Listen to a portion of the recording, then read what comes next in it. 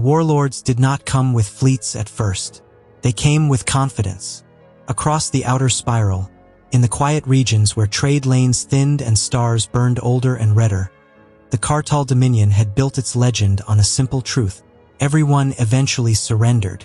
They were not the largest empire in the galaxy, nor the most technologically advanced, but they were relentless, methodical, and cruel in a way that required no spectacle. Worlds fell to them not because resistance was impossible, but because it was exhausting. They did not burn planets on arrival. They did not enslave entire populations in chains. They sent envoys, and the envoys carried terms. That was how humanity first met them. Earth had been part of the galactic community for less than 30 standard years. To the ancient powers, humans were still an anomaly, loud, energetic, endlessly curious, and strangely emotional. They had burst onto the interstellar stage without the usual centuries of consolidation. Their colonies were scattered, their alliances informal, their fleets functional but unremarkable. Humans traded aggressively. They argued loudly in councils. They laughed too much for a species that had survived extinction events. And so, when Kartal scouts first cataloged Terran space, their assessment was brief. Species designation: human. Threat level: minimal. Psychological profile: fragmented, sentimental, undisciplined. Predicted response to pressure: capitulation within one cycle. The warlords smiled when they read it. The envoy vessel arrived at Earth without warning. No escort, no weapons powered. Just a sleek obsidian hull descending into orbit like it belonged there. Every defense platform tracked it. Every human fleet asset stood ready. But the ship did not fire. It broadcast a single request for diplomatic contact. And Earth, stubborn as ever, agreed. The chamber chosen for the meeting was the Terran Assembly Hall, a massive circular space of steel, glass, and living greenery. Representatives from Earth's nations sat in concentric tiers, while military advisors stood at the edges, silent and watchful. At the center of the chamber, a circular platform rose from the floor. Light shimmered, and the Kartal envoy appeared. It stood taller than any human present, its body encased in layered armor that looked grown rather than forged. Its skin, if it could be called that, was a matte slate color, etched with faint glowing sigils that pulsed like a slow heartbeat. Its eyes were black, reflective, and utterly uninterested. When it spoke, its voice was calm, polished, practiced. "People of Earth," it said, translated seamlessly into every human language. "You stand at the edge of a decision. No greeting, no acknowledgement of sovereignty, just inevitability." The envoy explained the Dominion's offer with chilling efficiency. Humanity would retain its homeworld. Its internal governance would remain untouched. Trade would continue. In exchange, Terran military production would cease. All human fleets would be disarmed and integrated under Dominion oversight. Strategic resources from human colonies would be redirected. Earth would pay a yearly tribute, material, labor, and knowledge.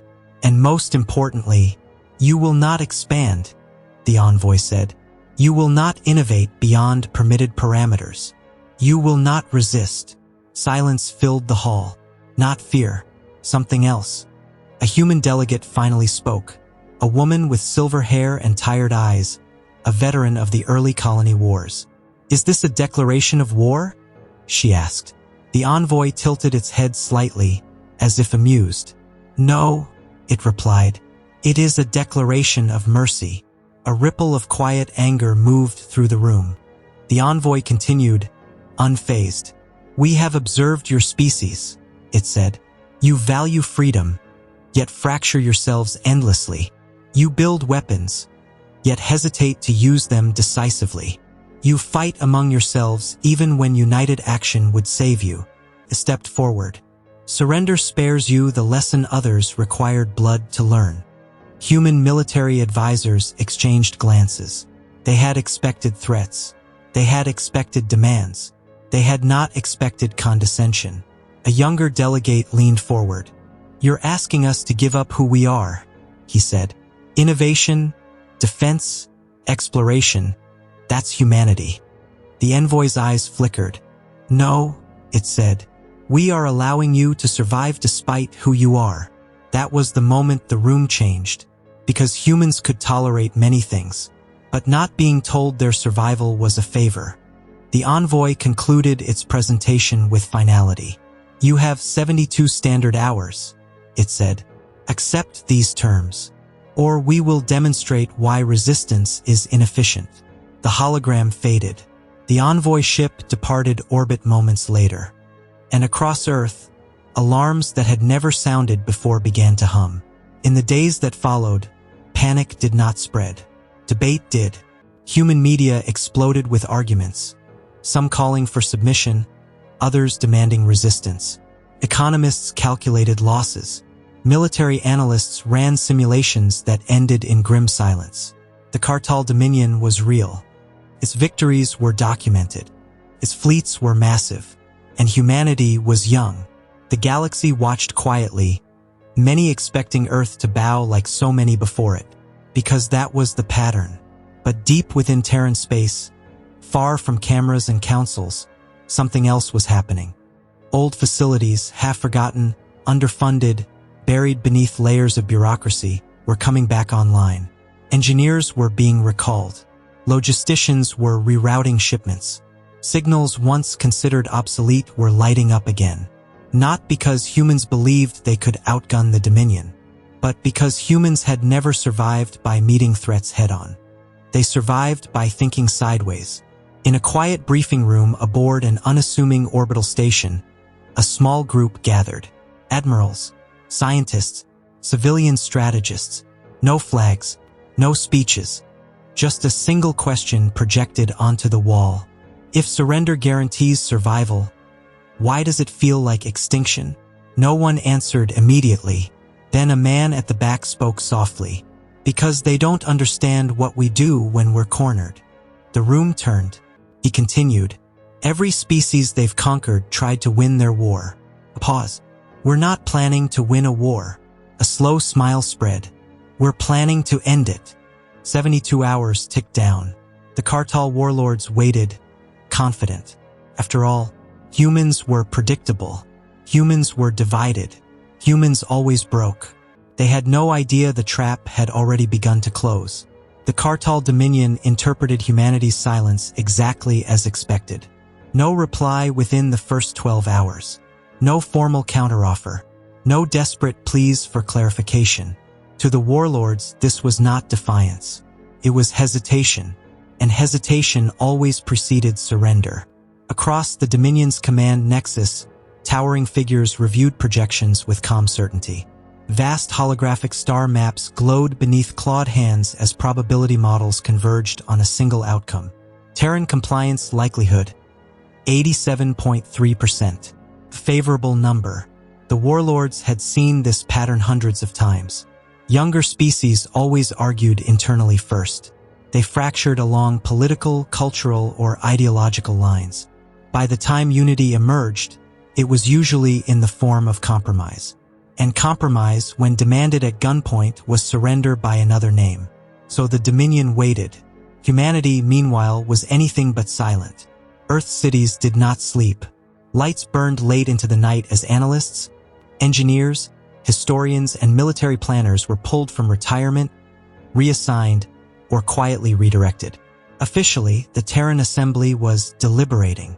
Unofficially, every contingency was being dragged into the light. In underground chambers beneath old research complexes, in asteroid facilities long written off as obsolete, in civilian industries that had never been intended for war, humans began doing what they always did best, repurposing.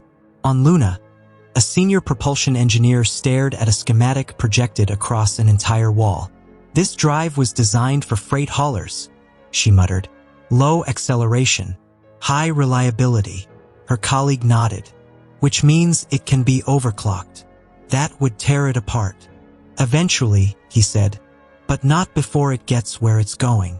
They shared a look. No further discussion was necessary. In a shipyard orbiting Mars, an admiral walked the length of a half-finished cruiser hull. his boots echoing against bare metal. "We can't match their fleets," a junior officer said quietly. "Not in tonnage. Not in firepower." The admiral stopped. "No," he agreed, "but we don't need to." He placed a hand against the hull. "We just need them to commit." Throughout Terran space, similar conversations unfolded. Not about victory, about leverage, about timing, about forcing an enemy built on certainty to make decisions under uncertainty. Because humans had learned something over millennia of conflict, not just with others but with themselves. Wars weren't won by strength alone.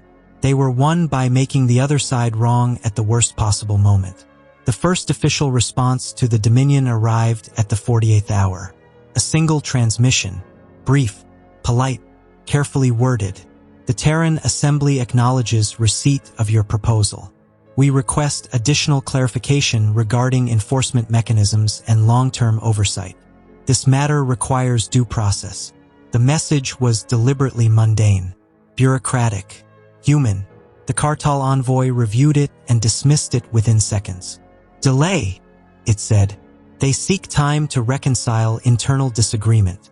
The Warlords approved its assessment. They authorized Phase 1 pressure. Not an attack, a demonstration. At precisely 60 hours after the ultimatum, Dominion vessels crossed into the outermost Terran colonies. They did not fire.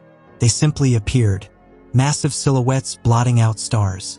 Fleets that moved with the slow, deliberate confidence of predators who knew their prey had nowhere to run. Colonial governors reported panic. Trade routes froze. Civilian traffic rerouted in chaos. And still, Earth did not respond. Observers across the galaxy leaned closer, some with pity, some with quiet satisfaction, because humanity, for all its noise and ambition, seemed poised to follow the same path as so many before. They were wrong. What the Dominion failed to understand was this: humans were not silent because they were undecided. They were silent because they were busy.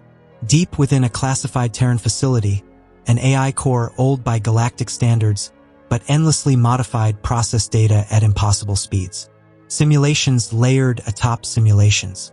Not fleet engagements, not weapon exchanges, but behaviors, decision trees, reaction thresholds. The AI did not ask how to destroy the Dominion. It asked a far more human question. What happens if we force them to choose between two victories? On the 69th hour, the Terran Assembly reconvened. This time, the chamber was broadcast live, not just to Earth, but to every corner of human space. And beyond, the galaxy watched as the human delegate rose. Her voice was steady. "We have reviewed the Dominion's terms," she said, "and we reject the assumption underlying them." A murmur rippled through the chamber. On Kartal command vessels, Warlords leaned forward. "Humanity does not surrender," she continued, "because survival without self-determination is not survival at all." The envoy's hologram flared into existence beside her. "Then you choose extinction," it said calmly. She met its gaze. "No," she replied. "We choose responsibility." She gestured. The lights dimmed. A new star map appeared. What the galaxy saw next would not make sense until much later. Trade routes, long ignored, lit up. Civilian infrastructure nodes pulsed with unexpected activity. Human ships, previously catalogued as non-combatant, shifted course in precise, coordinated arcs. None of it looked like a military maneuver. That was the point. The envoy's voice hardened. "You are stalling." The delegate smiled faintly. "We're inviting you," she said, "to see us as we actually are." At the 72nd hour, the Dominion authorized full incursion. Their fleets advanced, and humanity stepped aside, not in retreat, but in rearrangement. Because while the Warlords had been counting ships and weapons, humans had been counting habits. And the trap did not need teeth yet. It only needed time. Far beyond the front lines, in a quiet operations room, a strategist watched Dominion fleet movements update in real time.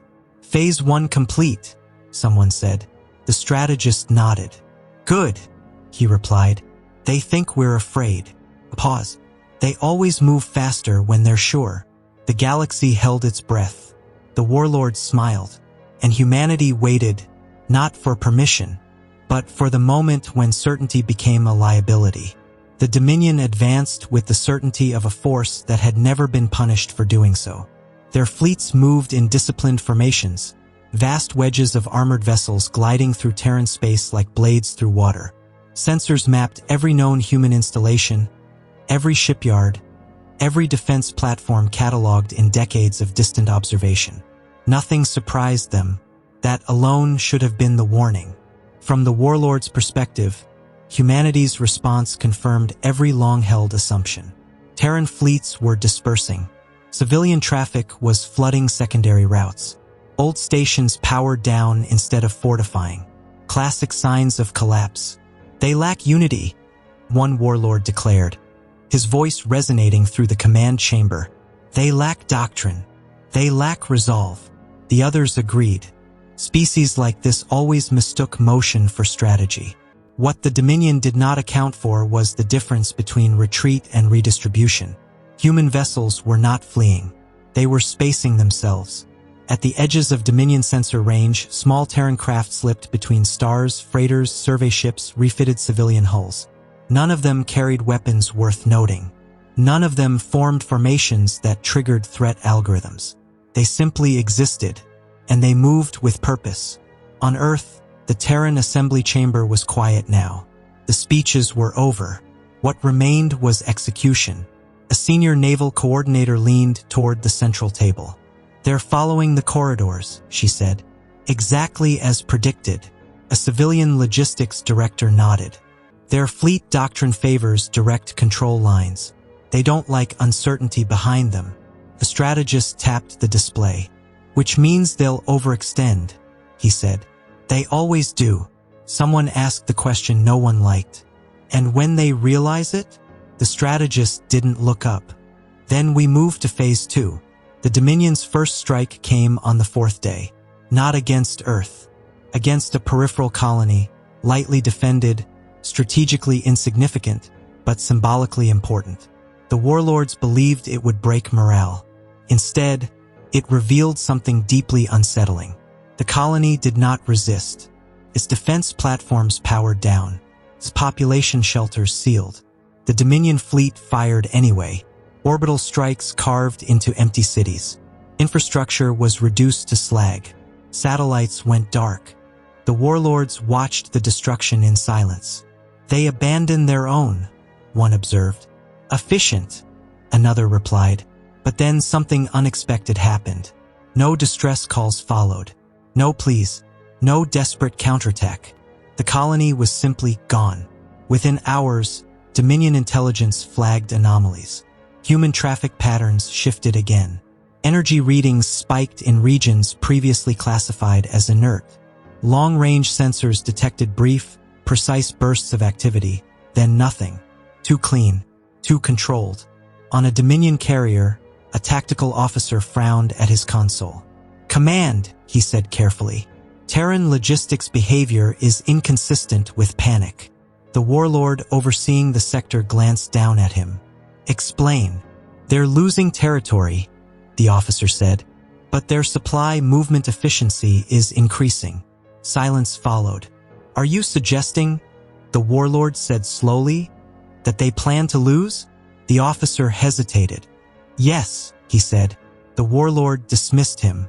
That night, by human reckoning, the first Dominion ship vanished. No explosion. No debris. One moment it was there. The next it was not. Initial reports blamed sensor failure. Then another ship disappeared. Then a third. Always alone. Always at the edge of formation. Always when moving to reinforce a sector that should have been secure. Dominion commanders tightened formations. Human ships withdrew further. The pattern deepened.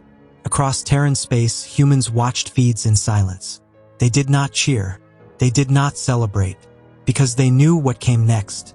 In a hidden facility orbiting a dead moon, an engineer monitored energy readings that made no sense by conventional standards. "Containment stable," she said. "Barely." Her counterpart exhaled. "That's good enough," he replied. "We don't need forever.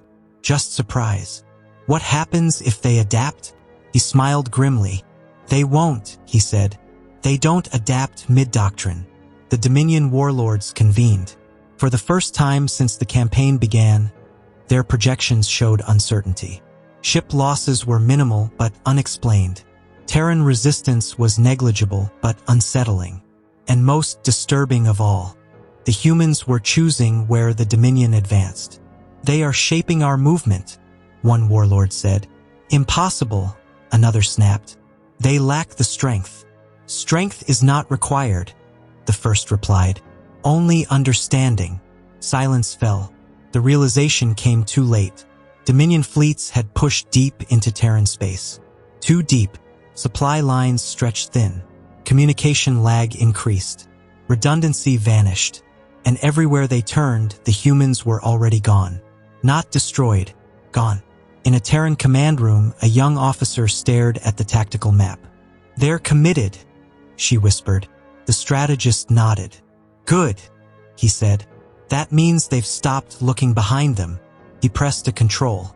Across dozens of systems, human infrastructure reactivated. Old stations powered up. Civilian vessels altered course. Energy grids synchronized. The galaxy did not yet understand what it was seeing, but the Dominion felt it. Pressure. A sense that space itself was becoming crowded. The warlords issued orders to consolidate. They would crush humanity's remaining core worlds in one decisive blow. They would end this confusion with overwhelming force. They did not realize they were gathering exactly where the humans wanted them. On Earth, the Terran delegate watched the final fleet movements lock into place. Phase 3, she said quietly. Around her, no one smiled. This was not triumph. This was inevitability. Because humans did not trap their enemies with walls or weapons alone. They trapped them with expectations. And the Dominion had brought all of theirs.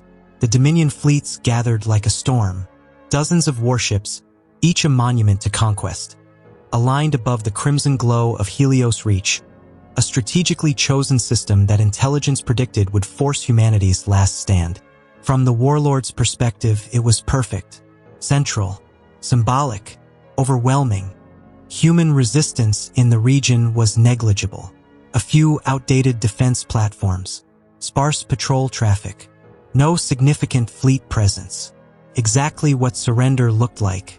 The High Warlord of the Dominion stood at the heart of the command nexus, armored limbs folded behind his back as the projection of Terran space rotated slowly before him. Transmit the final demand, he ordered. A signal burst outward, riding compressed subspace channels toward Earth and every remaining human colony. It was short, formal, absolute. Surrender all military assets. Cede territorial authority. Accept Dominion governance. Or be erased. The warlords waited. They expected fear. They expected hesitation. They expected pleading. What they received was silence. No response from Earth. No broadcast from human leadership. No frantic counter-demands. Just quiet. An uncomfortable, deliberate quiet. On Earth, the message was received, decoded, and acknowledged. And then it was placed aside. Because humanity had already answered.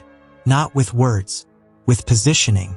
Throughout Helios Reach, Dominion sensors began reporting anomalies. Minor at first. Localized gravitational fluctuations. Energy echoes with no identifiable source. Civilian traffic behaving strangely. Freighters adjusted course at the same moment. Survey vessels powered down in perfect synchronization. Even debris fields shifted in ways that made no physical sense. Environmental interference, a Dominion analyst suggested. The High Warlord dismissed it. Proceed. The first human strike did not look like a strike. No weapons fire. No targeting locks. No attack vectors. Just absence. A Dominion forward scout vanished mid-transmission. Not destroyed. Disconnected. Then another. Then a cluster of sensor buoys went dark simultaneously, without energy discharge, without structural failure. They were simply no longer there. Confusion rippled through the command lattice. Are we under attack? A warlord demanded. No hostile signatures, came the reply. Then what is happening? No one answered, because no one knew. On a small Terran vessel drifting beyond the reach, a human technician wiped sweat from his brow. Field coherence holding, he reported. Barely. His commander nodded. That's all we need, she said. We're not trying to win space. We're just reshaping it. The Dominion advanced anyway. Doctrine demanded it. Hesitation was weakness. The main fleet surged forward, engines burning bright as they closed on Helios Reach's inner corridor. That was when space broke its promise. The stars shifted. Not dramatically, not violently, but subtly enough to be wrong. Navigation beacons disagreed with each other. Star positions mismatched long-established charts. Distances stretched or compressed, by margins too small to trigger alarms and too large to ignore. Helios Reach became unreliable. This system is unstable, an officer warned. The High Warlord's mandibles clicked in irritation. Stabilize it. We can't, the officer replied. It's not collapsing. It's changing. Humanity had not built a wall. They had built a current. Gravitational eddies, powered by synchronized civilian-grade generators and repurposed industrial cores, flowed invisibly through the system. Nothing violent, nothing aggressive, just enough distortion to make precision impossible. Dominion formations began to drift. Not enough to scatter, enough to separate, and separation was deadly. The first real explosion came minutes later. A Dominion cruiser miscalculated a micro-jump correction and re-emerged inside the distorted wake of another vessel. Both ships tore themselves apart. The Warlords watched the feeds in stunned silence. That was pilot error, one insisted. No, another said slowly. That was environmental manipulation. The High Warlord's eyes narrowed. Humans cannot control space on this scale. They're not controlling it, the second Warlord replied. They're letting it misbehave. Across the system, Dominion losses mounted not from attack but from friction. Docking failures, jump misalignments, weapon systems desynchronizing from targeting solutions. The fleet was intact, but it was no longer unified. And then the humans appeared. They did not arrive in a single force. They emerged everywhere. Converted freighters dropped stealth plating to reveal modular weapon mounts. Old patrol ships unfolded into mobile platforms bristling with improvised systems. Civilian craft reconfigured mid-flight, shedding cargo containers that became autonomous defense nodes. Nothing matched. Nothing followed a single pattern. And that terrified the Dominion more than any armada. The first human transmission cut through Dominion channels unencrypted. Clear. Calm. Human. This system is closed, the voice said. You were warned. The High Warlord stared at the display. Destroy them, he snarled. Dominion weapons fired. Energy lances cut through space and hit nothing. Human ships weren't dodging. They weren't outrunning. They were not where the Dominion thought they were. Human targeting systems adjusted constantly, feeding real-time distortions back into their own movements. They weren't fighting space. They were listening to it. A Dominion battleship fired a full barrage at a human cruiser and struck one of its own escorts instead. Confusion turned to panic. Command channels filled with overlapping orders. Reform ranks. Hold position. Advance. Withdraw. Doctrine collapsed under contradiction. On Earth, observers watched with grim focus. A strategist leaned back slowly. They've lost coherence, he said. How long before they break? Someone asked. He shook his head. They don't break, he replied. They stall. And that's worse. The High Warlord issued a desperate command. All vessels, full power. Burn through the interference. The fleet complied and drained itself. Weapons overheated. Shields strained. Reactors pushed beyond safety margins. Human systems responded by doing the opposite. They slowed. They coasted. They waited.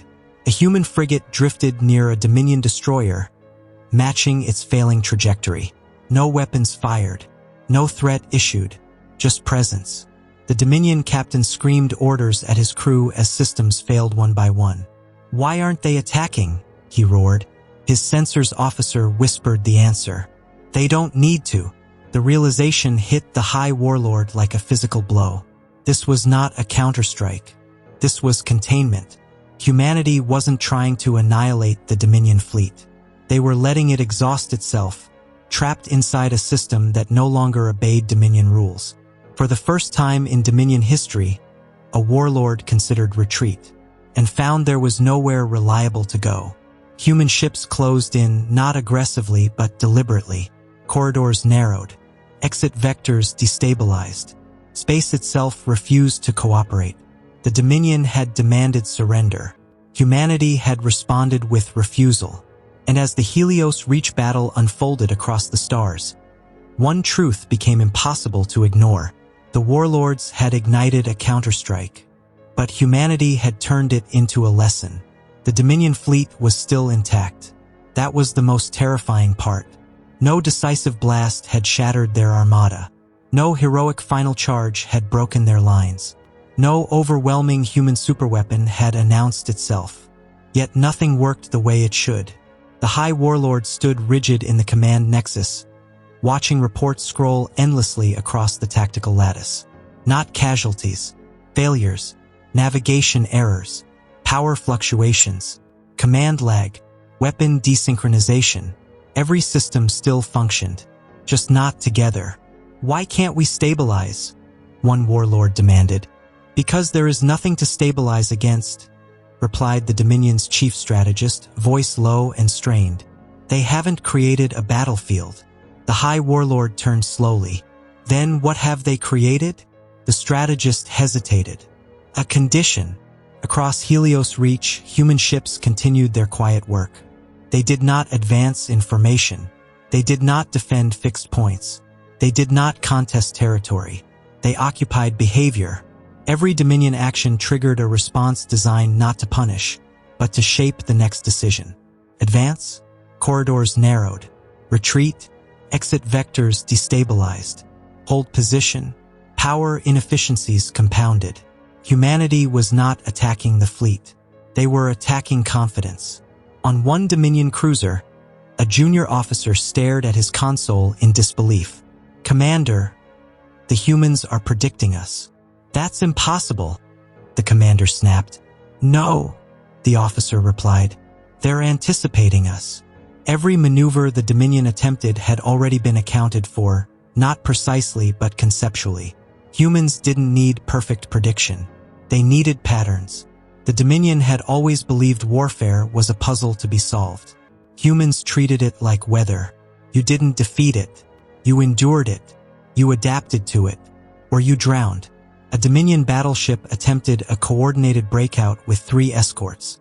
Human ships did not block them. They simply let them go. The battleship escaped. The escorts did not. Their engines failed under cumulative stress the moment they accelerated beyond safe margins. The battleship captain screamed for support. None could reach him. The fleet had become a series of isolated problems. The High Warlord slammed his armored fist against the command rail. This is dishonorable, he snarled. This is inefficient. A younger warlord looked at him, then looked away. Sir, he said carefully, we demanded surrender. Yes, they are refusing, the warlord continued, but they are not trying to defeat us. The High Warlord turned sharply. What are you suggesting? The warlord swallowed. That this is not about victory. Silence fell across the chamber. On Earth, human leadership watched the unfolding stalemate with grim expressions. A civilian analyst leaned forward. They'll escalate, she said. They can't accept this. A military commander nodded. They'll try to force an ending. Can they? Someone asked. The commander didn't answer right away. They can, he said finally, but they'll hate the cost. The Dominion escalated. Orbital bombardment protocols were authorized. Not targeted strikes. Demonstrations. Entire uninhabited regions of Helios Reach were annihilated. Asteroids shattered, moons scarred, voids lit by artificial suns. A message followed, broadcast across every open channel. This is restraint. Next will be Earth. The human response came immediately. Not from a warship, from a hospital ship. White hull, open transponder, no weapons. It drifted directly into Dominion-controlled space and transmitted a single message. We are retrieving wounded. You are free to fire. The Dominion gunners froze. No targeting solution was necessary. No defense array was active. One command would erase it. The High Warlord stared at the feed. Why would they do this? He demanded. The strategist answered quietly. Because they believe we won't. The hospital ship passed unscathed. Behind it came another, then another. Human medical vessels moved among disabled Dominion ships, extending aid without negotiation. Wounded Dominion soldiers were treated, stabilized, returned. No prisoners taken, no leverage demanded. The psychological impact was catastrophic. Dominion crews began hesitating. Weapons officers delayed firing. Commanders questioned orders. Why are they helping us? A soldier whispered. Because we're here, another replied. And they don't want to be what we are. The High Warlord watched his empire fracture, not from defeat, but from doubt. Cease humanitarian interference, he ordered. The order went out and came back, delayed, then fragmented, then selectively ignored. A senior Dominion captain transmitted privately. My crew will not fire on medical vessels. That is insubordination, the High Warlord replied coldly. Yes, the captain said. It is. The channel closed. For the first time in Dominion history, command cohesion failed completely. Not because of fear of destruction, but fear of identity loss. What did it mean to win? If winning meant becoming something lesser. The strategist turned to the High Warlord. They are forcing a decision, he said. What decision? The High Warlord asked. Who we are, the strategist replied. Human ships did not advance. They did not retreat. They simply remained, enduring, waiting, refusing to break. The High Warlord stared at the star map of Helios Reach. For the first time, he saw not territory but consequences. If he escalated further, the Dominion might still win. But it would never be the same empire afterward. And the galaxy would remember who forced the line. He issued a command that stunned the fleet. Stand down offensive operations. A warlord spun toward him. You cannot be serious. I am, he replied. We demanded surrender, the warlord hissed. They defied us. Yes, the High Warlord said quietly. And they showed us why. A final message was transmitted, this time not a demand, but an acknowledgement. The Dominion withdraws from Helios Reach. This conflict is suspended. Human channels remain silent, not out of contempt, but because silence was enough. As Dominion ships disengaged, battered but intact, a realization spread across the fleet. They had not been defeated. They had been stopped. The Warlords had ignited a fierce counterstrike. But humanity had transformed it into a boundary. A line the galaxy had never seen drawn before. And somewhere deep in Dominion space, long after the fleets had withdrawn, a warlord would ask a question no strategist could answer. How do you fight an enemy who refuses to lose themselves to win? The Dominion withdrawal did not look like defeat. That unsettled everyone. There were no shattered fleets drifting through Helios Reach. No triumphant human armadas chasing fleeing warships. No surrender ceremonies broadcast across the stars. The Dominion left in order. Quietly, deliberately, almost respectfully. And that, more than anything else, terrified the galaxy. For centuries, interstellar conflicts had ended one of two ways. Total victory, or total annihilation. The idea that a war could simply stop without conquest, without collapse, did not fit any known model. So the galaxy did what it always did when faced with something it didn't understand. It began to talk. Neutral systems replayed the recordings. Human medical ships drifting unarmed through hostile space. Dominion vessels holding fire, then lowering weapons entirely. Command logs leaked from Dominion captains refusing orders, not out of rebellion, but conscience. Scholars argued. Strategists panicked. Philosophers went very quiet.